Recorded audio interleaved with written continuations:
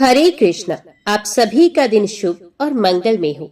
आज की वीडियो में आप सुनेंगे वैशाख मास महात्म्य और भागवत गीता के अध्याय 6 की कथा और साथ ही आप सुनेंगे विष्णु चालीसा का हिंदी अनुवाद। मिथिलापति ने पूछा, हे ब्राह्मण, इस वैशाख मास में कौन कौन सी तिथियां पुण्यदायिनी हैं? श्रुतदेव जी बोले, सूर्य के मेष राशि पर स्थित होने पर वैशाख मास में 30 तिथियां पुण्यदायिनी मानी गई हैं। एकादशी में किया हुआ पुण्य कोटि गुना होता है।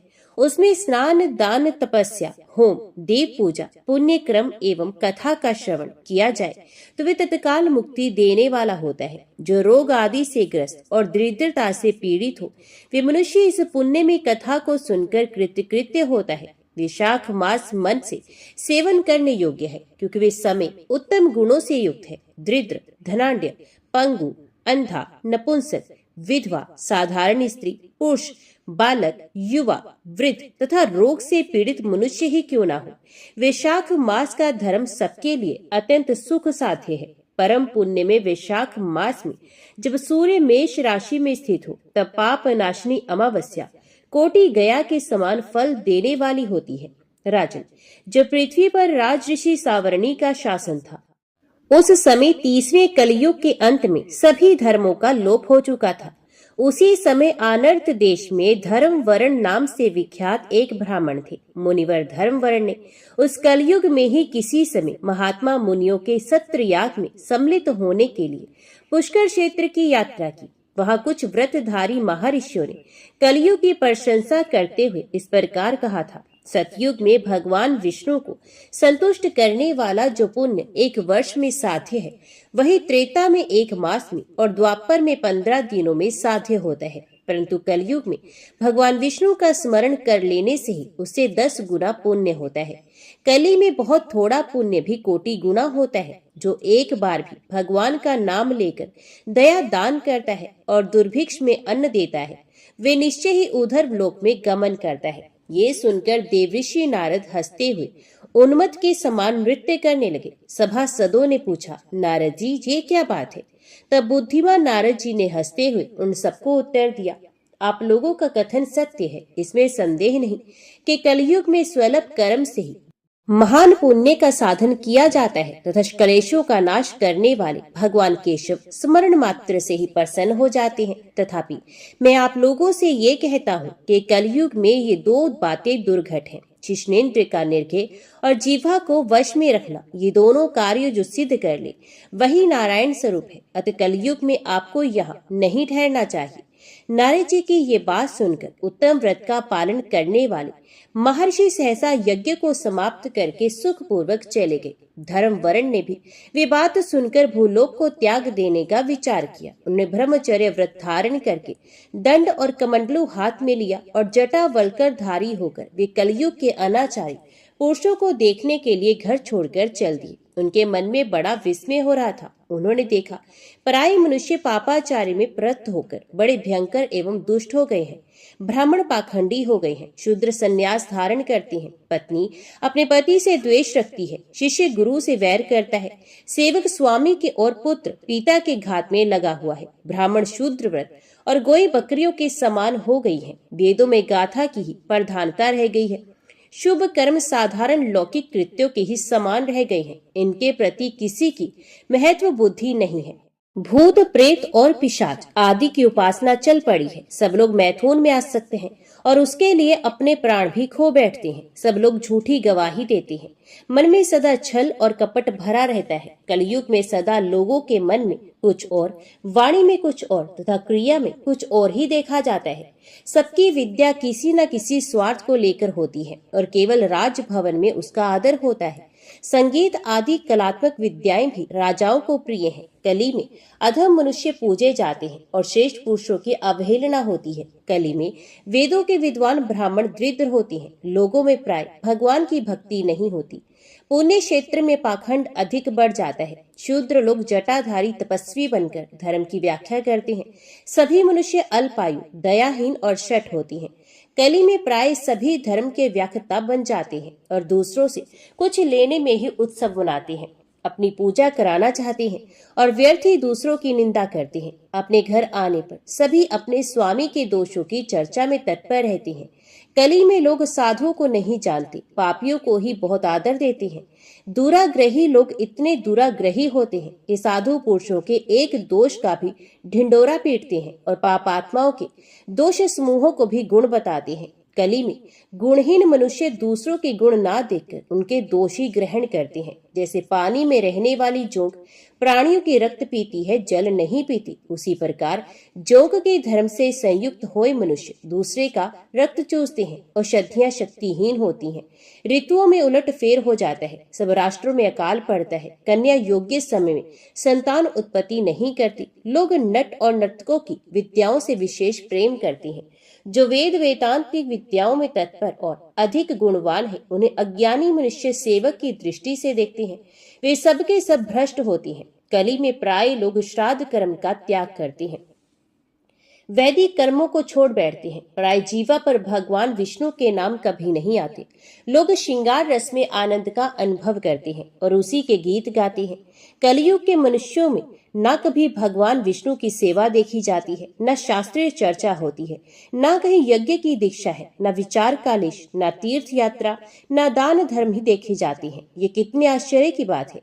उन सबको देखकर धर्म वर्ण को बड़ा भय लगा। पाप से कुल की हानि होती देख अत्यंत आश्चर्य से चकित हो वे दूसरे द्वीप में चले गए। सब द्वीपों और लोकों में विचरते हुए बुद्धिमान धर्म वर्ण किसी समय कौतूहलवश पितृलोक में चले गए। वहां उन्होंने क्रम से कष्ट पाते हुए पितरों को बड़ी भयंकर दशा में देखा। वे दौड़ते रोते और गिरते पड़ते थे। उन्होंने अपने पितरों को भी नीचे अंधकूप में पड़े हुए देखा। उनको देखकर आश्चर्यचकित हो दयालु धर्म वर्ण ने पूछा, आप लोग कौन हैं? किस दुस्तर कर्म के प्रभाव से इस अंधकूप में पड़े हैं? तो पितरों ने कहा, हम श्रीवत्स गोत्र वाले हैं। पृथ्वी पर हमारी कोई संतान नहीं रह गई है, अतः हम श्राद्ध और पिंड से वंचित हैं, इसलिए यहाँ हमें नरक का कष्ट भोगना पड़ता है। संतानहीन दुरात्माओं का अंधकूप में पतन होता है। हमारे वंश में एक ही पुरुष है जो धर्म वर्ण के नाम से विख्यात है, किंतु वे विरक्त होकर अकेला घूमता फिरता है। उसने गृहस्थ धर्म को नहीं स्वीकार किया। वे एक ही तंतु हमारे कुल में अवशिष्ट है। उसकी भी आयु क्षीण हो जाने पर हम लोग घोर अंधकूप में गिर पड़ेंगे, जहाँ से फिर निकलना कठिन होगा। इसलिए तुम पृथ्वी पर जाकर धर्म वर्ण को समझाओ।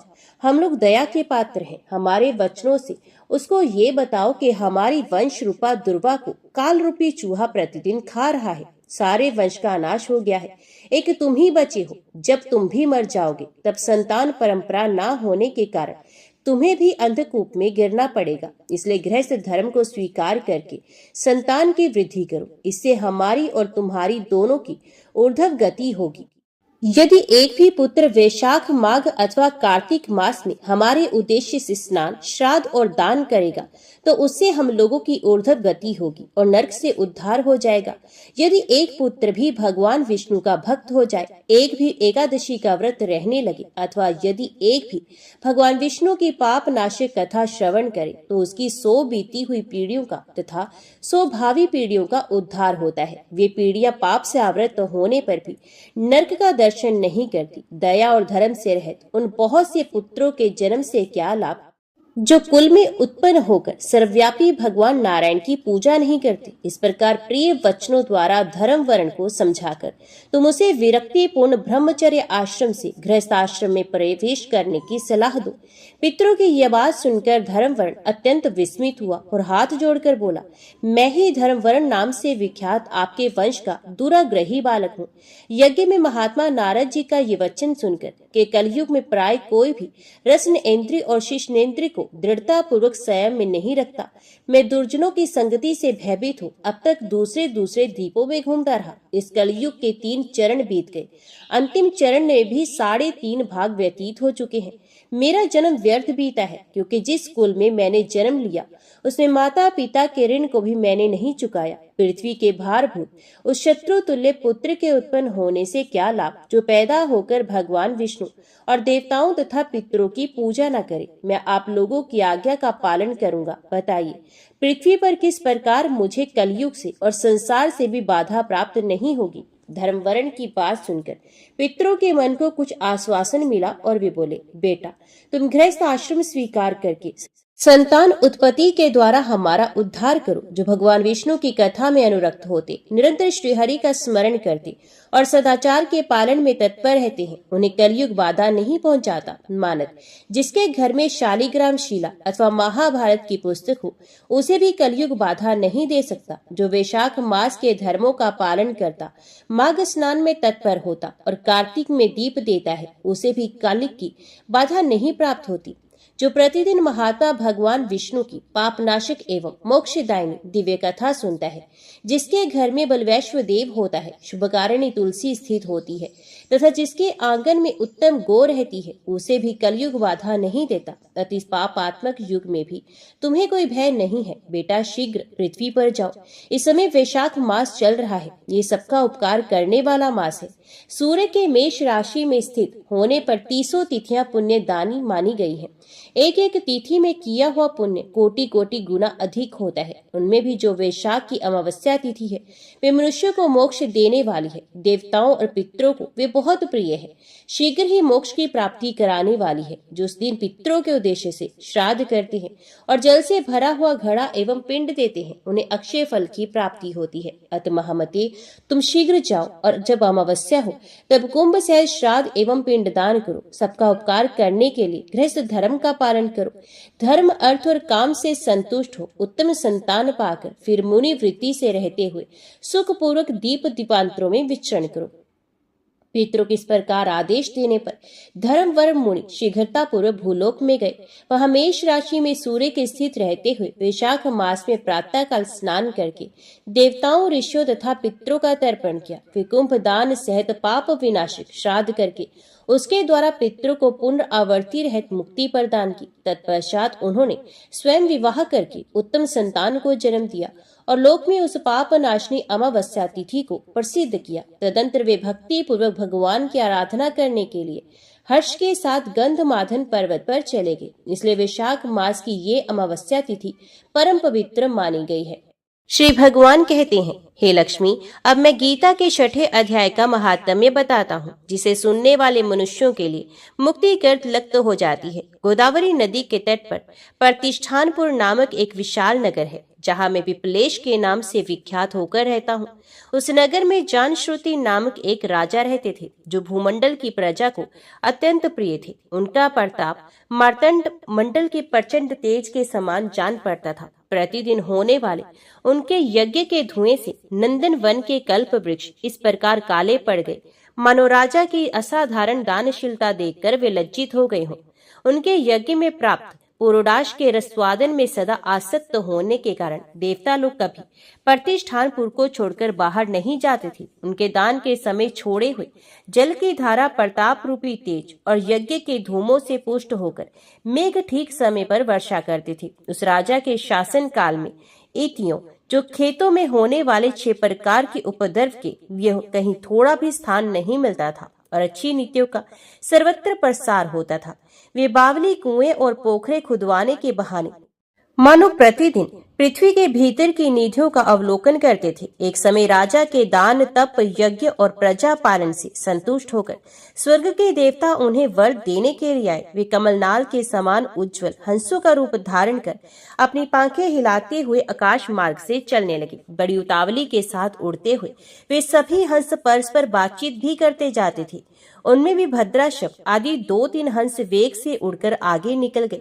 तब पीछे वाले हंसों ने आगे जाने वालों को संबोधित करके कहा, अरे भाई भद्राशव, तुम लोग वेग से चलकर आगे क्यों हो गए? ये मार्ग बड़ा दुर्गम है, इसमें हम सबको साथ मिलकर चलना चाहिए। क्या तुम्हें दिखाई नहीं देता? ये सामने ही पुण्य मूर्ति महाराज जनश्रुति का तेज पुंज अत्यंत स्पष्ट रूप से प्रकाशमान हो रहा है। उस तेज से भस्म होने की आशंका है, अत सावधान होकर चलना चाहिए। पीछे वाले हंसों के वचन सुनकर आगे वाले हंस हंस पड़े और उच्च स्वर से उनकी बातों की अवहेलना करते हुए बोले, अरे भाई, क्या इसे राजा जानश्रुति का तेज ब्रह्मवादी महात्मा रैकव के तेज से भी अधिक तीव्र है? हंसों की ये बातें सुनकर राजा जनश्रुति अपने ऊंचे महल की छत से उतर गए और सुखपूर्वक आसन पर विराजमान हो अपने सारथी को बुलाकर बोले, जाओ महात्मा रैकव को यहाँ ले आओ। राजा का ये अमृत के समान वचन सुनकर वे नामक सारथी प्रसन्नता प्रकट करता हुआ नगर से बाहर निकला। सबसे पहले उसने मुक्तिदायिनी काशीपुरी की यात्रा की, जहाँ जगत के स्वामी भगवान विश्वनाथ मनुष्यों को उपदेश दिया करते हैं। उसके बाद वे गया क्षेत्र में पहुंचा, जहां प्रफुल्ल नेत्रों वाले भगवान गदाधर संपूर्ण लोकों का उद्धार करने के लिए निवास करते हैं। तदंतर नाना तीर्थों में भ्रमण करता हुआ सारथी पाप नाशिनी मथुरापुरी में गया। यह भगवान श्री कृष्ण का आदि स्थान है, जो परम महान एवं मोक्ष प्रदान करने वाला है। वेद और शास्त्रों में वे तीर्थ त्रिभुवनपति भगवान गोविंद के अवतार स्थान के नाम से प्रसिद्ध है। नाना देवता और ब्रह्म ऋषि उसका सेवन करते हैं। मथुरा नगर कालिंदी के किनारे शोभा पाता है। उसकी आकृति अर्धचंद्र के समान प्रतीत होती है। वे सब तीर्थों के निवास से परिपूर्ण है। परमानंद प्रदान करने के कारण सुंदर प्रतीत होता है। गोवर्धन पर्वत के होने से मथुरा मंडल की शोभा और भी बढ़ गई है। वे पवित्र वृक्षों और लताओं से आवृत है। उसमें 12 वन है।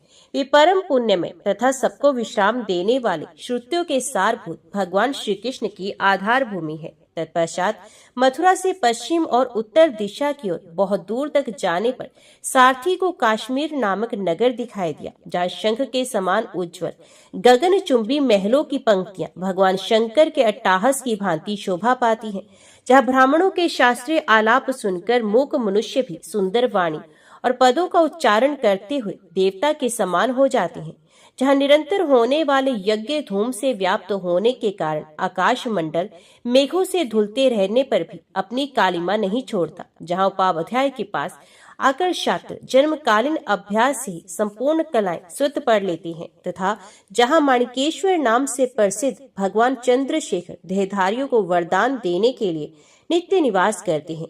कश्मीर के राजा माणिकेश ने दिग्विजय समस्त राजाओं को जीतकर भगवान शिव का पूजन किया था। तभी से उनका नाम माणिकेश्वर हो गया था। उन्हीं के मंदिर के दरवाजे पर महात्मा रैकव एक छोटी सी गाड़ी पर बैठे अपने अंगों को खुजलाते हुए वृक्ष के छाया का सेवन कर रहे थे। इसी अवस्था में सारथी ने उन्हें देखा। राजा के बताए हुए भिन्न भिन्न चिन्हों से उसने शीघ्र ही रैकव को पहचान लिया और उनके चरणों में प्रणाम करके कहा, ब्राह्मण, आप किस स्थान पर रहते हैं? आपका पूरा नाम क्या है? आप तो सदा स्वच्छंद विचरने वाले हैं, फिर यहाँ किस लिए ठहरे हैं? इस समय आपका क्या करने का विचार है? सारथी के ये वचन सुनकर परम आनंद में निमग्न महात्मा रैकव ने कुछ सोचकर उससे कहा, यद्यपि हम पूर्ण काम है, हमें किसी वस्तु की आवश्यकता नहीं है, तथापि कोई भी हमारी मनोवृत्ति के अनुसार परिचर्या कर सकता है। रैकव के हार्दिक अभिप्राय को आदर पूर्वक ग्रहण करके सारथी धीरे से राजा के पास चला गया। वहां पहुंचकर राजा को प्रणाम करके उसने हाथ जोड़कर सारा समाचार निवेदन किया। उस समय स्वामी के दर्शन से उसके मन में बड़ी प्रसन्नता थी। सारथी के वचन सुनकर राजा के नेत्र आश्चर्य से चकित हो गए। उनके हृदय में रैकव का सत्कार करने की श्रद्धा जागृत हुई। उन्होंने 2 खच्चरों से जुती हुई एक गाड़ी लेकर यात्रा की, साथ ही मोती के हार, अच्छे अच्छे वस्त्र और 1 सहस्त्र गोई भी ले ली। कश्मीर मंडल में महात्मा रैकव जहाँ रहते थे उस स्थान पर पहुंचकर राजा ने सारी वस्तुएं उनके आगे निवेदन कर दी और पृथ्वी पर पड़कर साष्टांग प्रणाम किया। महात्मा रैकव अत्यंत भक्ति के साथ चरणों में पड़े हुए राजा जनश्रुति पर कुपित हो उठे और बोले, हे शुद्र, तू दुष्ट राजा है, क्या तू मेरा वृतांत नहीं जानता? ये खच्चरियों से जूती हुई अपनी ऊंची गाड़ी ले जा, ये वस्त्र, ये मोतियों के हार और ये दूध देने वाली गोय भी स्वयं ही ले जा। इस तरह आज्ञा देकर रैकव ने राजा के मन में भय उत्पन्न कर दिया। तब राजा ने शाप के भय से महात्मा रैकव के दोनों चरण पकड़ लिए और भक्ति पूर्वक कहा, ब्राह्मण, मुझ पर प्रसन्न हुई। भगवान, आप में ये अद्भुत महात्म्य कैसे आया? प्रसन्न होकर मुझे ठीक ठीक बताइए। तो रैकव ऋषि ने कहा, राजन, मैं प्रतिदिन गीता के 6ठे अध्याय का जप करता हूँ। इसी से मेरी तेजो राशि देवताओं के लिए भी दुस्सहनीय है। तदंतर परम बुद्धिमान राजा जनश्रुति ने यत्न पूर्वक महात्मा रैकव से गीता के 6ठे अध्याय का अभ्यास किया। इससे उन्हें मोक्ष की प्राप्ति हुई। इधर रैकव भी भगवान माणिकेश्वर के समीप मोक्षदायक गीता के 6ठे अध्याय का जप करते हुए सुख से रहने लगे। हंस का रूप धारण करके वरदान देने के लिए आए हुए देवता भी विस्मित होकर स्वेच्छा अनुसार चले गए। जो मनुष्य सदा इस एक ही अध्याय का जप करता है वे भी भगवान विष्णु के ही स्वरूप हो जाता है, इसमें तनिक भी संदेह नहीं है। अभी सुनिए विशाख माह में नित्य सुनी जाने वाली माता सीता के नित्यनेम की कथा। राम आए लक्ष्मण आए, देश के पुजारी आए, नित्यनेम को नेम लाए। आओ राम बैठो राम, माखन मिश्री खाओ राम, दूध बताशा पियो राम, सूद के पल को पोटो राम, शाल दुशाला ओढ़ो राम, राम सवारी सबके काम, खाली भर भंडार भरेंगे, सबका बेड़ा पार करेंगे, जय श्री राम जय श्री राम। ये कहानी सीता माता कहती थी और श्री राम इसे सुना करते थे। एक दिन श्री राम भगवान को किसी काम के लिए बाहर जाना पड़ गया तो सीता माता कहने लगी कि भगवान मेरा तो 12 वर्ष का नित्यनेम है, अब आप बाहर जाएंगे तो मैं अपनी कहानी किसे सुनाऊंगी। श्री राम ने कहा कि तुम कुएं की पाल पर जाकर बैठ जाना और वहाँ जो औरतें पानी भरने आएंगी उन्हें अपनी कहानी सुना देना। सीता माता कुएं की पाल पर जाकर बैठ जाती हैं। एक स्त्री आई, उसने रेशम की जरी की साड़ी पहन रखी थी और सोने का घड़ा ले रखा था। सीता माता उसे देखकर कहती हैं कि बहन मेरा 12 वर्ष का नित्यनेम सुन लो। पर वे स्त्री बोली कि मैं तुम्हारा नित्यनेम सुनूंगी तो मुझे घर जाने में देर हो जाएगी और मेरी सास मुझसे लड़ेगी। उसने कहानी नहीं सुनी और चली गई। उसकी रेशम जरी की साड़ी फट गई, सोने का घड़ा मिट्टी के घड़े में बदल गया। सास ने देखा तो पूछा कि ये किसका दोष अपने सर लेकर आई है। तो बहू ने कहा कि कुएं पर एक औरत बैठी थी, उसने कहानी सुनने के लिए कहा लेकिन मैंने सुनी नहीं, जिसका ये फल मिला। बहू की बात सुनकर अगले दिन वही साड़ी और घड़ा लेकर सास कुएं की पाल पर गई। सास को वही माता सीता बैठी मिली तो माता सीता ने कहा कि बहन मेरी कहानी सुन ले। तो सास बोली कि एक बार छोड़, मैं तो 4 बार कहानी सुन लूंगी। राम आए लक्ष्मण आए, देश के पुजारी आए, नित्यनेम का नेम लाए। आओ राम बैठो राम, तपी रसोई जियो राम, माखन मिश्री खाओ राम, दूध बताशा पियो राम, सूत के पल को मोठो राम, शाल दुशाला पोठो राम, शाल दुशाला ओढ़ो राम। जब बोलो जब राम ही राम, राम सवारे सबके काम, खाली भर भंडार भरेंगे, सबका बेड़ा पार करेंगे, जय श्री राम जय श्री राम। सास बोली कि बहन कहानी तो बहुत अच्छी लगी। कहानी सुनकर सास घर चली गई और उसकी साड़ी फिर से रेशम जरी की बन गई। मिट्टी का घड़ा फिर सोने के घड़े में बदल गया। बहू कहने लगी सासू माँ आपने ये सब कैसे किया। तो सास ने कहा कि बहू तू दोष लगा के आई थी और अब मैं दोष उतार कर आई हूँ। बहू ने फिर पूछा कि वे कुएं वाली स्त्री कौन है। सास बोली वे तो सीता माता थी, वो पुराने से नया कर देती हैं, खाली घर में भंडार भरती हैं, वे लक्ष्मी जी का वास घर में कर देती हैं, आदमी की जो भी इच्छा हो उसे पूरा कर देती हैं। बहू बोली कि ऐसी कहानी मुझे भी सुना दो। तो सास बोली कि ठीक है तुम भी सुनो और सास ने कहानी शुरू की। राम आए लक्ष्मण आए, देश के पुजारी आए, नित्यनेम का नेम लाए। आओ राम बैठो राम, तपी रसोई जियो राम, माखन मिश्री खाओ राम, दूध बताशा पियो राम, सूत के पल का मोठो राम, शाल दुशाला पोठो राम, शाल दुशाला ओढ़ो राम। जब बोलू जब राम ही राम, राम सवारे सबके काम, खाली घर भंडार भरेंगे, सबका बेड़ा पार करेंगे, जय श्री राम जय श्री राम। कहानी सुनकर बहू बोली कि कहानी तो बहुत अच्छी है। सास ने कहा कि ठीक है इस कहानी को रोज कहा करेंगे। अब सास बहू रोज सवेरे उठती, नहाती धोती और पूजा करने के बाद नित्यनेम की माता की कहानी कहती। एक दिन उनके यहाँ एक पड़ोस की औरत आई और बोली कि बहन जरा सी आंच देना। तो वह बोली कि आंच तो अभी हमने जलाई ही नहीं। पड़ोसन ने कहा कि तुम सुबह 4 बजे से उठकर क्या कर रही हो। उन्होंने कहा कि सुबह उठकर हम पूजा करते हैं, फिर माता सीता के नित्यनेम की कहानी कहते हैं। पड़ोसन ने उनकी बात सुनकर फिर कहा कि सीता माता की कहानी कहने से तुम्हें क्या मिला। वे बोली कि इनकी कहानी कहने से घर में भंडार भर जाते हैं, सारे काम सिद्ध हो जाते हैं, मन की इच्छा भी पूरी होती है। पड़ोसन कहती है कि बहन ऐसी कहानी तो मुझे भी सुना दो। तो फिर वे बोली कि ठीक है तुम भी ये कहानी सुन लो। राम आए लक्ष्मण आए, देश के पुजारी आए, नित्यनेम का नेम लाए। आओ राम बैठो राम, तपी रसोई जियो राम, माखन मिश्री खाओ राम, दूध बताशा पियो राम, सूद के पल का मोठो राम, शाल दुशाला पोठो राम, शाल दुशाला ओढ़ो राम। जब बोलो जब राम ही राम, राम सवारे सबके काम, खाली घर भंडार भरेंगे, सबका बेड़ा पार करेंगे, जय श्री राम जय श्री राम। सारी कहानी सुनने के बाद पड़ोसन कहने लगी बहन कहानी तो मुझे बहुत अच्छी लगी, अब वे पड़ोसन भी नित्यनेम सीता माता की कहानी कहने लगी। कहानी कहने से सीता माता ने पड़ोसन के भी भंडार भर दिए। हे सीता माता, जैसे आपने उनके भंडार भरे वैसे ही आप हमारे भी भंडार भरना। कहानी सुनने वाले के भी और कहानी कहने वाले के भी भंडारे भरना। तो सब प्रेम से बोलो सीता माता की जय।